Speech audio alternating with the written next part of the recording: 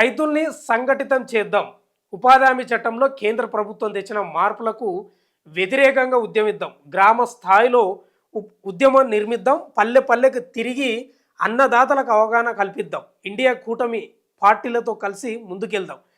రామ్జీ చట్టంతో రైతులు కూలీలకు తీవ్ర నష్టం. కాంగ్రెస్ సాంప్రదాయ ఓటర్లపై మోదీ సర్కార్ కుట్ర. సర్ పేరుతో దళిత గిరిజన మైనారిటీల ఓట్ల తొలగింపంట. ఓట్ చోరీపై కాంగ్రెస్ ఉద్యమానికి అనూహ్య మద్దతు. సిడబ్ల్యూసి సమావేశంలో ముఖ్యమంత్రి రేవంత్ రెడ్డి. రాష్ట్రంలో రాజకీయ పరిస్థితులు, ఖాళీగా ఉన్న 2 మంత్రి పదవులపై సోనియా రాహుల్తో ముచ్చటినట్టుగా రైతుల్ని సంఘటితం చేద్దామనేది ప్రధానంగా ఇక్కడ వార్త ప్రచురితమైంది. నిన్న సిడబ్ల్యూసి మీటింగ్లో ఇదే అంశంపై మాట్లాడుకున్నారు. ముఖ్యమంత్రి రేవంత్ రెడ్డి కూడా హాజరయ్యిండు. ఇండియా కూటమి నేతల్ని కలుపుకొని దేశవ్యాప్తంగా ఉద్యమం చేస్తారంట. ఇక రైతులను కలిసి ప్రతి రైతు దగ్గరికి పోయి ఆ చట్టం గురించి, ఆ యొక్క పథకం గురించి, పేరు మార్పు గురించి, పని దినాల గురించి ఇట్లా రకరకాలుగా వివరించే ప్రయత్నం చేస్తారంట. అంటే వాస్తవమే, మంచిదే, సంతోషం. ఎందుకు మీ ప్రయత్నం మీరు చేయొచ్చు, తప్పేం లేదు. కానీ కాంగ్రెస్ది కూడా ఏం చక్కగా ఉందండి నాకు అర్థం కాదు. ఏమన్నా పథకాలు పెడితే సరే, మహాత్మా గాంధీ పథకం ఈ ఒక్క పథకానికి పెట్టినారు, మంచిదే, సంతోషం కాదాను, ఉపాధి హామీ పథకానికి సంబంధించి. ఇక నువ్వు ఏ పథకాలు తీసుకో, రాజీవ్ గాంధీ, ఇందిరాగాంధీ, నెహ్రూ, ఇవే పేర్లు తప్ప ఏమన్నా వేరే పేర్లు పెడతారా అండి? కాంగ్రెస్ వాళ్ళు పెడతారా? పెట్టరు. భగత్ సింగ్ లేడా, సుభాష్ చంద్రబోస్ లేడా, ఎంతమంది లేరు, వాళ్ళ పేర్లు మాత్రం కాంగ్రెస్ పెట్టదు. కేవలం వీళ్ళ కుటుంబం పేర్లు మాత్రమే పెట్టుకుంటూ వస్తుంది. ఇలా మహాత్మా గాంధీ పేరు తీసేసిండ్రు అనేది 100% ఎవరైనా ఖండించాల్సింది. జాతిపిత 100%, దానికి ఎవరు అబ్జెక్షన్ చేయరు మీ యొక్క వాదనలను. కానీ మీరు కూడా మార్పు చెందాలి కదా. ఇక ఓటు చోరుపై కాంగ్రెస్ ఉద్యమానికి అనూహ్య మద్దతు. ఏమొచ్చిందంటే అనూహ్య మద్దతు ఏం రాలేదు పెద్దగా. ఇప్పుడు బీహార్లో మీరు ఓటు యాత్ర కూడా వేసిర్రు, మీరు ఆడ బొక్క బొరలో పడిపోయారు. కాంగ్రెస్ అయితే మరీ ఘోరంగా దెబ్బతినిపోయింది.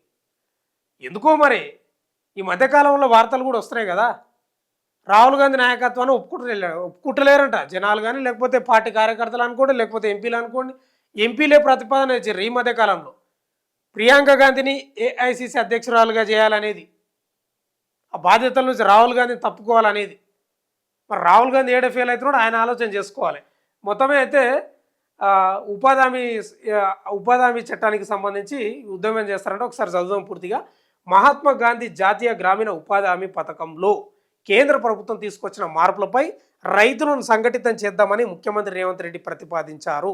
కేంద్రం కొత్తగా తీసుకొచ్చిన రామ్జీ చట్టంతో జరిగే నష్టం గురించి పల్లె పల్లెకు తిరిగి అన్నదాతలకు అవగాహన కల్పిద్దామని సూచించారు. నరేగాకు మద్దతుగా గ్రామ స్థాయిలో పెద్ద ఎత్తున ఉద్యమ కార్యాచరణ చేపడదామని చెప్పారు. న్యూఢిల్లీలోని ఇందిరా భవన్లో శనివారం, మీరు ఎన్ని పోరాటాలు చేసినా ఎందుకో మీరు ముందర పడతలేరు. మరి జరిగిన కాంగ్రెస్ వర్కింగ్ కమిటీ అంటే సిడబ్ల్యూసి సమావేశంలో ఆయన మాట్లాడారు. కేంద్రంలోని బీజేపీ ప్రభుత్వం పేదలు, మధ్యతరగతి జీవితాన్ని చిన్నాభిన్నం చేసేలా వ్యవహరిస్తుందని మండిపడ్డారు. నరేగా స్థానంలో కేంద్రం కొత్తగా తీసుకొచ్చిన రామ్జీ చట్టంతో దేశంలోని రైతులపై తీవ్ర ప్రభావం చూపుతుంది. ఇది దేశంలోని వ్యవసాయ కార్మికులు, పేద రైతులు, కూలీలకు తీవ్ర నష్టం కలిగిస్తుంది. కోట్లాది మంది గ్రామీణ వ్యవసాయ కార్మికులు, ఇతర పేదలకు భరోసాగా ఉన్న ఉపాధి హామీ చట్టాన్ని రద్దు చేయడంతో గ్రామీణ పేదలు పని కోల్పోయే ప్రమాదం ఉంది. నరేగాకు మద్దతుగా కేంద్రం తీసుకొచ్చిన కొత్త చట్టానికి వ్యతిరేకంగా రైతులను సంఘటితం చేయాల్సిన అవసరం ఉంది అని ముఖ్యమంత్రి రేవంత్ రెడ్డి అభిప్రాయపడ్డారు. దేశంలోని 9 రాష్ట్రాల్లో ఇండియా కూటమిలోని విపక్ష పార్టీలు అధికారంలో ఉన్నాయని వారందరినీ కలుపుకొని వెళుతూ నరేగాకు మద్దతుగా పెద్ద ఎత్తున ఉద్యమించాలని సూచించారు.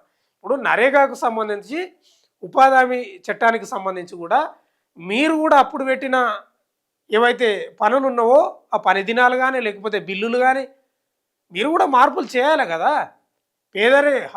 గరీబీ హఠావో అని నినాదాలు ఇచ్చిర్రు, ఇంతవరకు అది పోలేదు. దేశాన్ని ఏకదాటిగా పాలించిన మీరు కూడా ఇంతవరకు ఏం పోలేదు. పేదరికం గట్లే ఏడుస్తుంది. కాంగ్రెస్ సాంప్రదాయ ఓటర్లపై కుట్రనంట.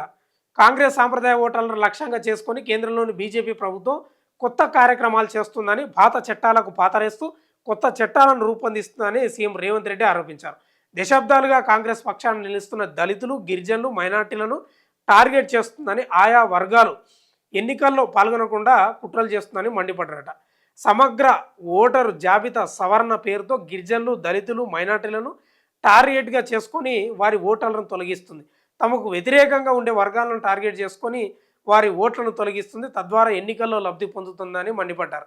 ఓటు చోరుపై జాతీయ స్థాయిలో కాంగ్రెస్ చేసిన ఉద్యమానికి అనూహ్య మద్దతు లభించిందని గుర్తు చేశారు. ఈ ఉద్యమంతో దళితులు, గిరిజనులు, మైనార్టీలు కాంగ్రెస్ పార్టీకి మరింత దగ్గరయ్యారని అన్నారు. సర్తో దళితులు, గిరిజనులు, మైనార్టీల్లో మద్దతు మరింత పెరిగినట్టే నరేగా ఉద్యమంతో రైతులు పూర్తిగా కాంగ్రెస్ పక్షాన చేరతారని తెలిపారు. ముఖ్యమంత్రి రేవంత్ రెడ్డి ప్రతిపాదనలు కాంగ్రెస్ అగ్రనేతలు సోనియా గాంధీ, రాహుల్ గాంధీ, మల్లికార్జున ఖర్గేతో పాటు మిగిలిన సభ్యులు ఆసక్తిగా ఉన్నారండి. వీళ్ళే అంటారు, ఇంకెవరైనారు వీళ్ళే అంటారండి. కేసీ వేణుగోపాలు, తర్వాత మల్లికార్జున ఖర్గే, సోనియా గాంధీ, ఇంక వీళ్ళే అంటారు. వేరే వాళ్ళు ఏమి వినరు. ఇంకా రాహుల్ గాంధీ ప్రసంగాలు ఎవరింటారు? ఇంటే అధికారంలోకి వచ్చేటోళ్ళు కదా. ఈయనకనే ఇట్లా అయింది. ఇంక కేసీ వేణుగోపాల్ అని ఉంటాడు ఒక ఆయన వల్లనే కాంగ్రెస్ పార్టీ నాశనం అవుతుంది. ఇంకా ఆయన ఇద్దరే. కేసీ వేణుగోపాలు కాంగ్రెస్ పార్టీని పూర్తిగా భూస్థాపితం చేస్తున్నాడు ఆయన.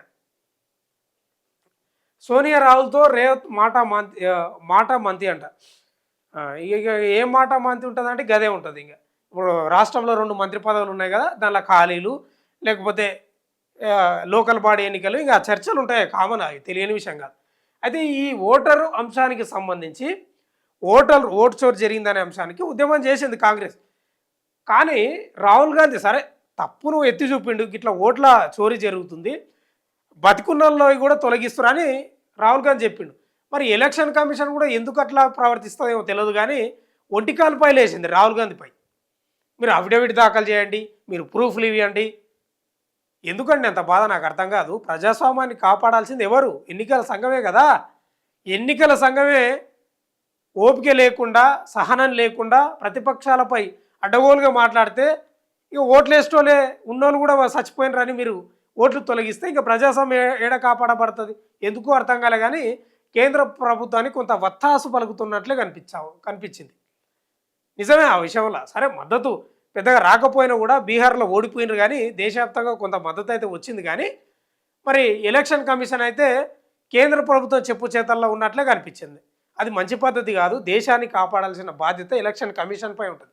స్వతంత్ర ప్రతిపత్తి కలిగిన ఆ సంస్థ ఎవరికో కొమ్ము కాస్తే మాత్రం మంచి పద్ధతి కాదు, ప్రమాదంలో పడిపోతుంది. మీరు పేదలు, దళితులు, తర్వాత అట్టడుగు వర్గాలకు సంబంధించిన వాళ్ళు నాశనం అయిపోతారు.